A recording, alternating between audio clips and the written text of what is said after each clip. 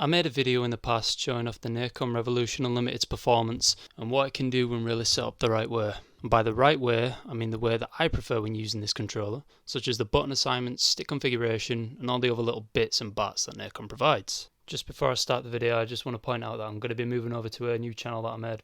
So I'm going to leave a link down below for anybody who still follows this channel to check it out. So this controller, in my opinion, is very good. The controller has a fair few times squeezed me out of some pretty bad situations. It's extremely manoeuvrable and adjustable. You can do everything and anything with it. It's amazing.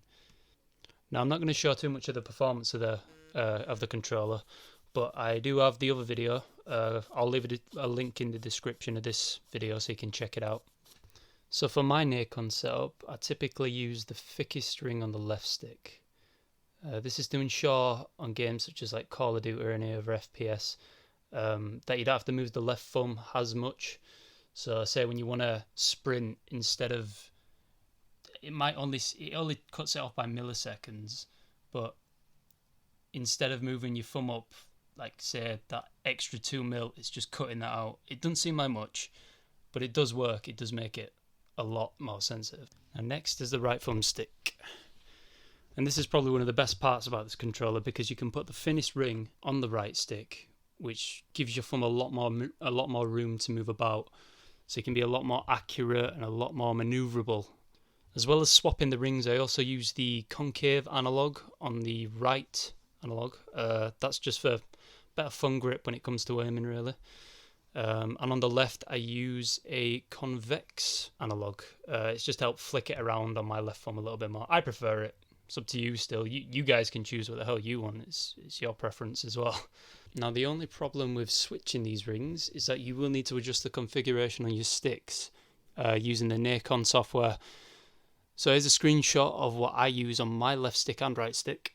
You can clearly see on the left stick that its movement actually ends earlier than the right, and that's because of the thick ring that I have around mine. And the graph shows at the bottom the amount of angle I have to push. And on the left side of the graph, it's showing how effective and sensitive the stick will react to that push of the stick. So it's worth fiddling about with to get exactly what you want, but this is my preference anyway. It works really well for me. Same goes for the right. The graph works the same way, although this time you can see that it's set up in a different way at the top. It doesn't end earlier. That's because I'm using the thinnest ring, so I've got more manoeuvrability, like I said, more accuracy. Now this little video isn't like a cheat code to beat the best players on Call of Duty. This is just what I use, and it works really goddamn well. Like if you have checked the last video, you'll realise how bloody well it works. So here's some clips of me playing Modern Warfare using these settings.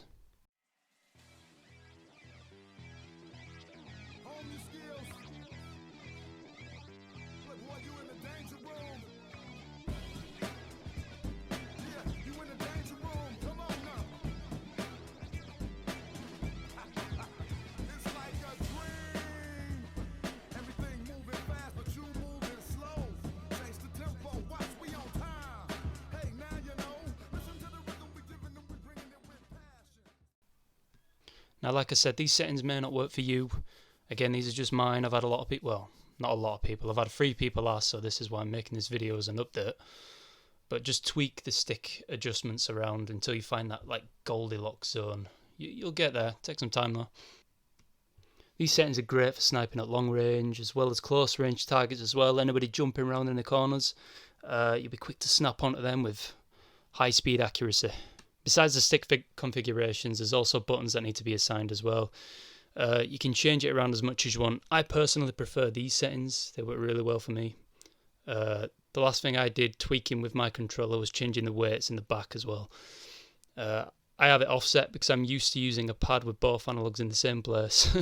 So the weight helps balance out the pad nicely. You know, since the sticks being in like an Xboxy type, it's not great for us PlayStation players. So it kind of helps with the weight ratio a little bit. Not by much, but I prefer it anyway, like I said. Anyway, that's about it for this video. Just a short video to update the people that were asking about my last video with the performance of the controller. Peace.